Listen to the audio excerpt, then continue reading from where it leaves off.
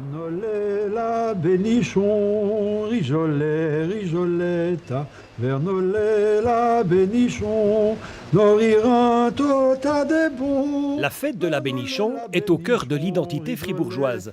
Elle a résisté à toutes les métamorphoses de la société. Initialement, c'était une fête religieuse qui célébrait la fin des travaux des champs ou le retour des troupeaux de la montagne.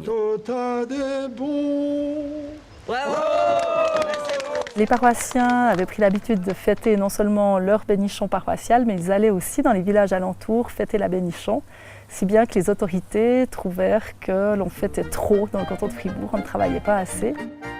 Dès 1888, les autorités fixent en effet les dates de la fête dans l'espoir de ramener l'ordre dans les villages. Mais cela n'aura guère d'effet. La permission de la danse était donnée uniquement à la Bénichon. Et c'est ça qui fait peur aux autorités. On a l'impression alors que les Fribourgeois ne respectent pas les règles, qu'ils aiment la débauche. Puis l'Église, bien sûr, aussi, qui se plaint que les naissances sont nombreuses 9 mois après les Bénichons.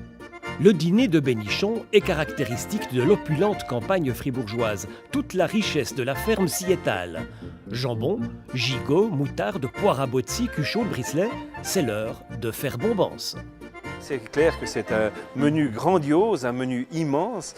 Il y a 40, 50 ou 60 ans, on ne mangeait pas de la viande tous les jours et on en mangeait justement à des occasions bien précises, telles que la Bénichon.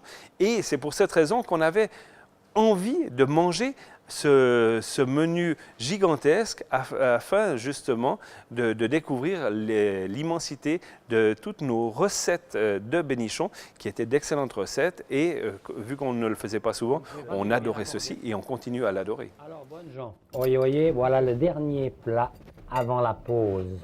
Là, on commençait vers 11 h par là autour et ça s'arrêtait vers 17-18 h parce que, entre guillemets, on allait ce qu'on appelle fourrager, on allait traire les vaches et de ce fait-là, on devait s'absenter pendant un certain nombre d'heures également pour faire les travaux de la campagne le soir. La Bénichon était un événement très très important et auquel tout le monde rejoignait sa famille, ses employeurs pour justement partager un repas, pour partager une fête, pour partager un moment où on prenait du temps à se raconter les histoires de l'année en cours. Pas de problème. Alors pour la joie de vivre. Merci, c'est gentil. Santé. Santé, santé.